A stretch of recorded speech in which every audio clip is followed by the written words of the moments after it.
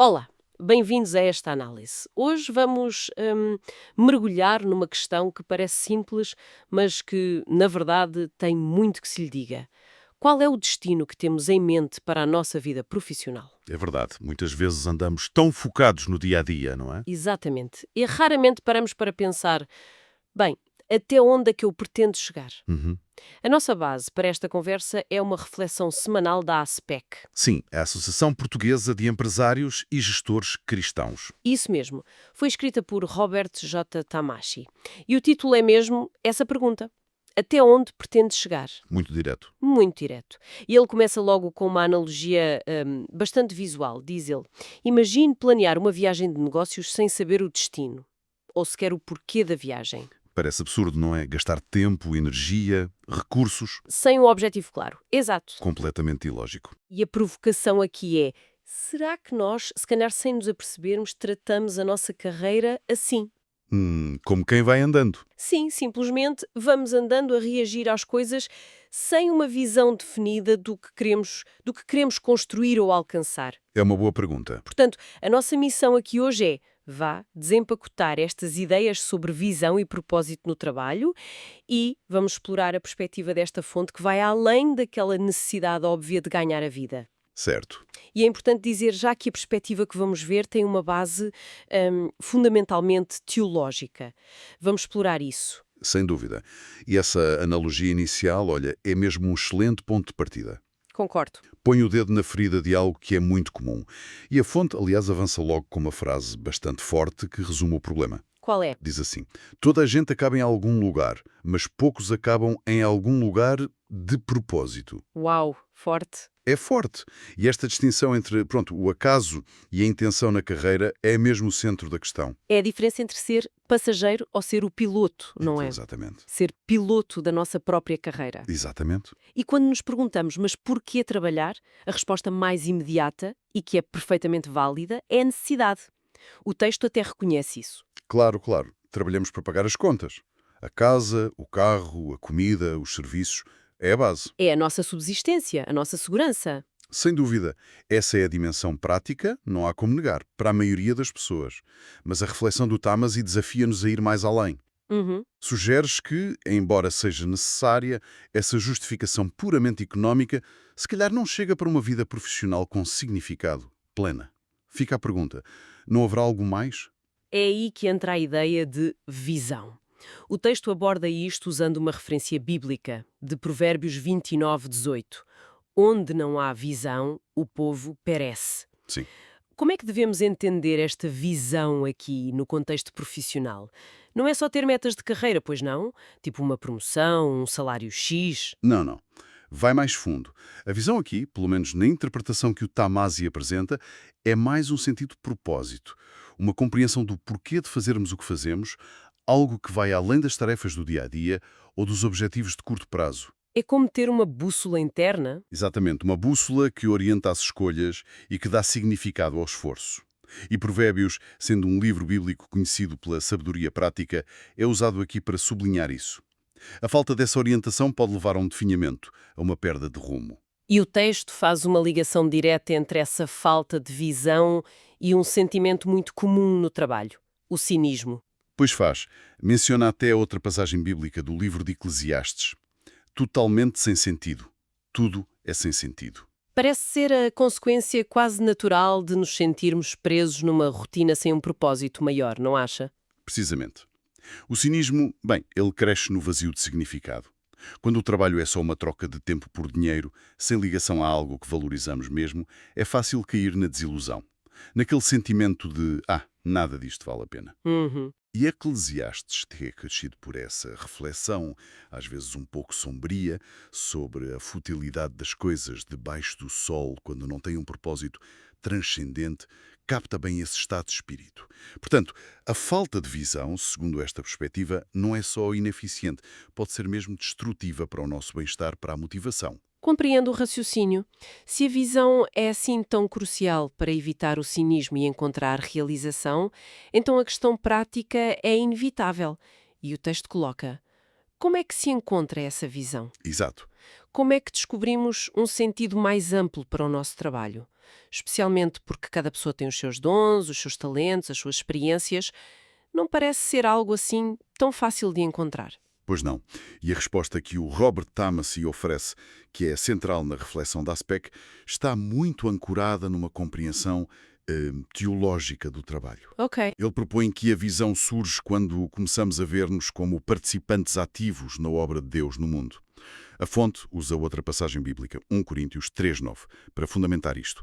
Porque nós somos colaboradores de Deus, vós sois campo de Deus, edifício de Deus. Colaboradores de Deus. É uma expressão com muito peso. O que é que isso implica exatamente? Ser colaborador nesse contexto do trabalho diário que às vezes parece tão banal.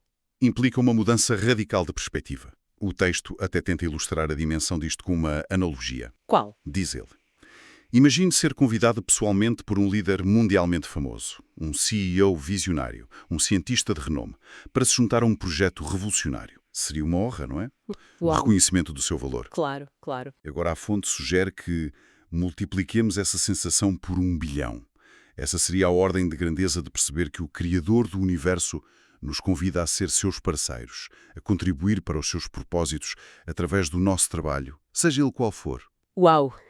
É ver o trabalho não apenas como nosso, mas como parte de algo imensamente maior. Isso realmente redefine o valor do trabalho. E para tornar isto menos abstrato, o autor partilha a própria experiência dele, o que ajuda bastante. Sim, é verdade. O Robert Tamassi conta que passou os primeiros 10 anos da carreira como editor de jornal, focado nas exigências da profissão, mas sem uma resposta clara para o porquê do seu trabalho. Ele fazia-o, provavelmente bem, mas faltava-lhe essa ligação a um propósito maior.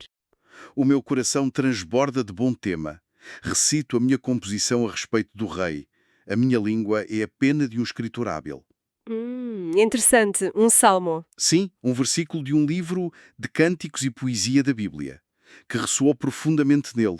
Deu-lhe como que uma nova lente para ver as suas competências, a escrita, a edição, a comunicação. Não apenas como ferramentas para a carreira, mas como dons que podiam ser usados para um propósito transcendente. Recitar a sua composição a respeito do rei. Exato.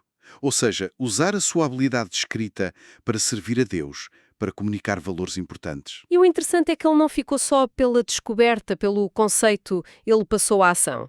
Sim, isso é crucial. O texto menciona especificamente a criação da newsletter Monday Mana.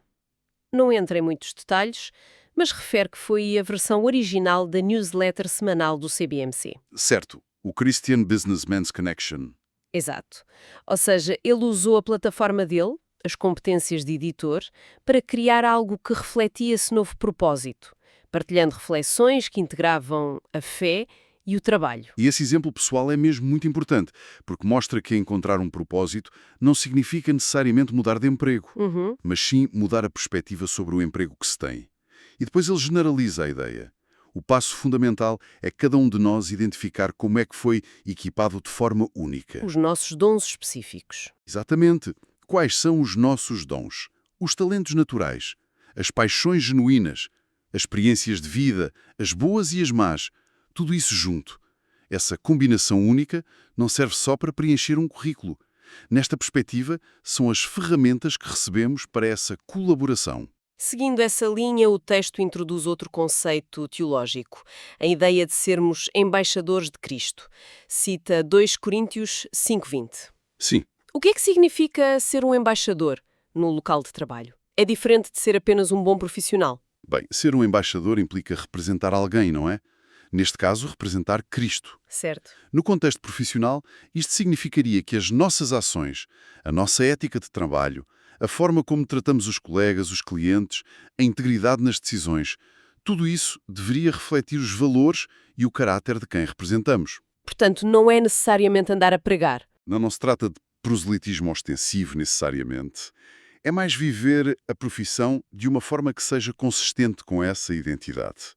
Um bom profissional pode ser muito competente tecnicamente, cumpridor, Mas o embaixador, nesta ótica, procura ativamente que o seu trabalho e a sua conduta tenham um impacto positivo que vá além do desempenho técnico, que reflita um propósito maior. Isso levanta questões interessantes sobre a aplicação prática. Por exemplo, como é que alguém, num ambiente de trabalho muito secular, talvez até um pouco hostil à religião, poderia viver essa ideia de embaixador sem criar atritos desnecessários? Ou ser mal interpretado? É uma excelente questão e a resposta, provavelmente, está mais na ação do que nas palavras. Como assim? Ser um embaixador pode manifestar-se na excelência do trabalho, na honestidade que não falha, na forma compassiva como se lida com conflitos, na disponibilidade para ajudar os outros, na recusa em participar em práticas menos éticas. Qualidades que, no fundo, são valorizadas em qualquer lado? Geralmente sim, independentemente das crenças pessoais. A ideia não é impor uma visão, mas vivê-la de forma autêntica e respeitosa. Aliás, o próprio texto do Tamassi acaba com uma pergunta para reflexão pessoal que aponta para aí. Qual é a pergunta? Como posso ser aquele embaixador de forma mais eficaz e frutífera onde Deus me colocou? O foco está na ação concreta, dentro do contexto específico de cada um. Faz sentido. Então, a visão entendida desta forma teológica que a fonte propõe não elimina as dificuldades do trabalho, as tarefas chatas? Não, claro que não. Mas pode dar-lhes uma camada de significado que as transforma. O que era só uma obrigação, uma rotina, passa a ser uma oportunidade. Uma oportunidade de contribuir para algo maior, de usar as competências como serviço ou representação. É isso mesmo. É a diferença entre ter de ir trabalhar e escolher como trabalhar. Muda a nossa narrativa interna sobre o trabalho. Exatamente. Deixa de ser apenas um meio para um fim, o salário, e torna-se potencialmente um fim em si mesmo. Um campo onde exercemos os nossos dons e vivemos os nossos valores mais profundos. Uhum.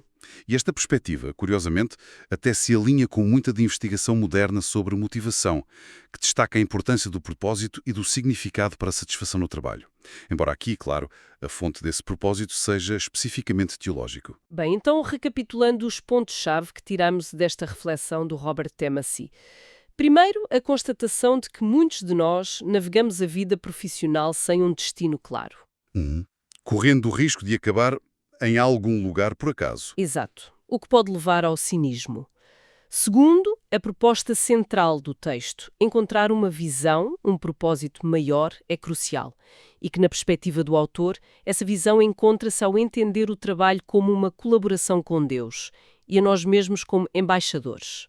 Certo. E terceiro, vimos como identificar os nossos dons e talentos únicos é fundamental para viver essa colaboração.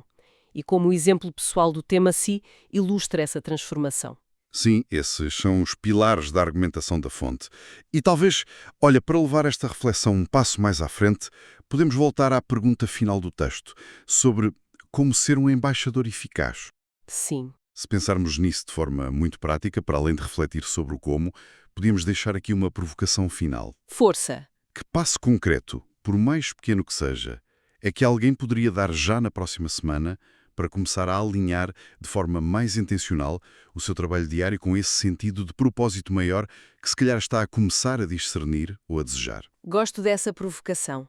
Não é pensar numa revolução imediata. Não, nada disso. Mas num pequeno ajuste, uma ação deliberada. Pode ser algo tão simples como abordar uma tarefa rotinária com uma atitude diferente, ou interagir com um colega de outra forma, ou até tirar um momento para pensar como é que as minhas competências podem servir um propósito para além do óbvio. Exatamente isso. Um pequeno passo que começa a transformar a intenção em prática. Porque, como a própria fonte sugere ao terminar com "na próxima semana há mais", esta procura por visão e propósito é muitas vezes uma jornada contínua. Não é um destino final que se alcança de uma vez. Precisamente, é um caminho. Uma excelente nota para concluirmos esta nossa análise sobre visão e propósito na jornada profissional. Fica o convite à reflexão e, quem sabe, a esse pequeno passo de ação. Por hoje, ficamos por aqui.